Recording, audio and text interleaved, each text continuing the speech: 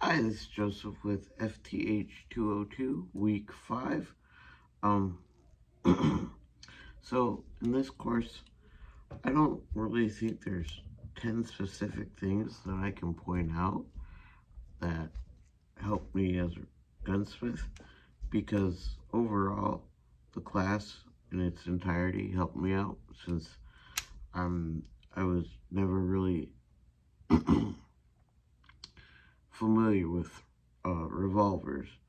It's taught me a lot of good things about them, like the inner workings, the how the parts go together, the timing of it, how the cycle of operations work in that particular one, even though the cycle of operations is the same over um, every platform. It's just the way that it works with the parts that are in that firearm.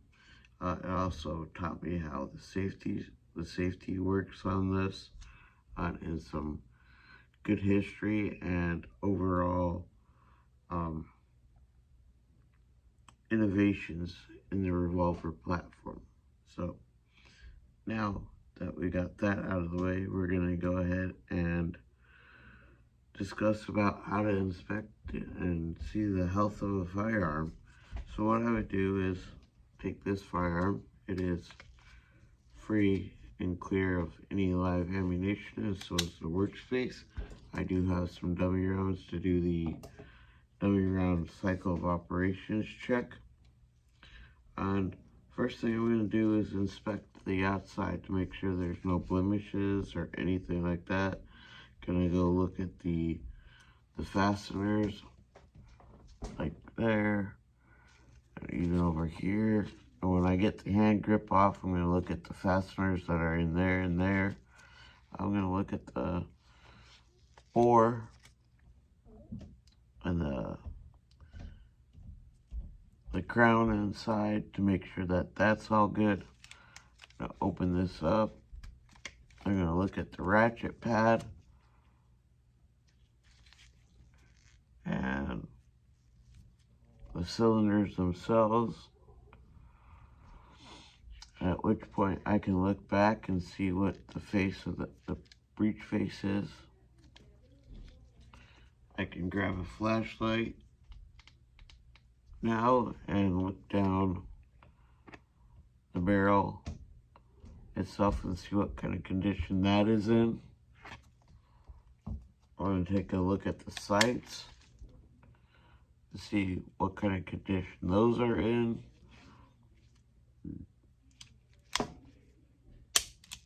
Pull the trigger, see how that feels. And at this point, I could also check the barrel length and do the check the twist rate with using a cleaning rod. I can, when I pop this cylinder out, I can check the run out for it with a straight ruler against a straight background.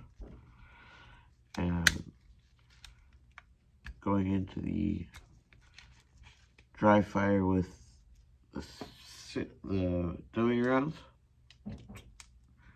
This is going to be the cycle of operations, so I'm doing the feeding right here.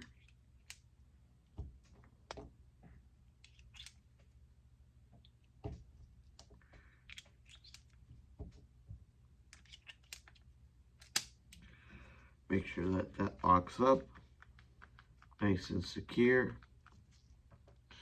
I forgot to mention before I put those in, I did the in-play and cylinder gap with the feeler gauges to see where that sits and if it's still within spec. So now that the feeding is done, we can go ahead and cock that back, make sure that it's there, and feel that single action go. This is chambering and locking position. This is firing. And then we're going to go to unlock, lock, chambered, cocked, and fire. We'll do that a few times. And then with double action, we'll go unlock to lock, check that, and fire. I can add a little bit of pressure to see how that affects it. And do that a few times. And then we'll go to extraction and ejection and extraction and see how that works. And then I would dive into the taking the faceplate off and looking at the internals of this. So now that the faceplate is off, we can take a look at how the internals are working together. When we pull the firearm, watching that transfer bar.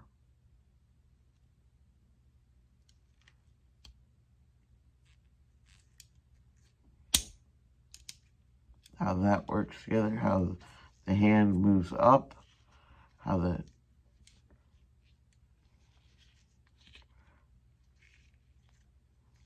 trigger is moving that, how the sears interact with each other. From here, I can also cock that back and push in the firing pin right here and grab the firing pin protrusion with the firing pin protrusion gauge. I can see where the wear is, see if there's any broken or any wear on the parts, such as the springs or the assemblies themselves, the firing, the transfer bar, the hammer, the sears, and that would be my inspection of the firearm itself for the health and function of the revolver.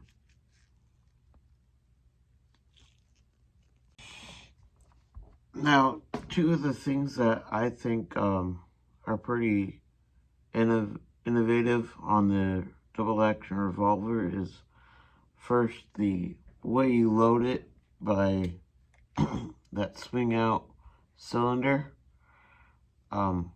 Before this, there was where you had to put it in half cock,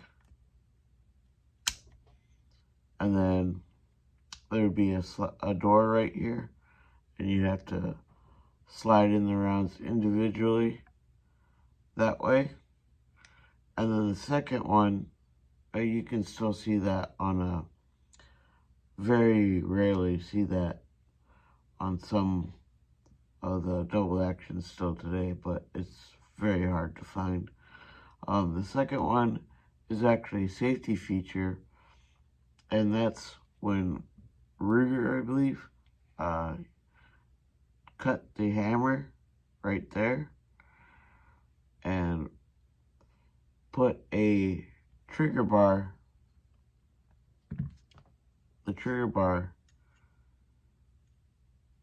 in place of that hammer, so that when the hammer was down, the firing pin wasn't protruding outwards. So once that hammer goes down, that trigger bar hits the firing pin and drops down with the and when you cock it, it comes up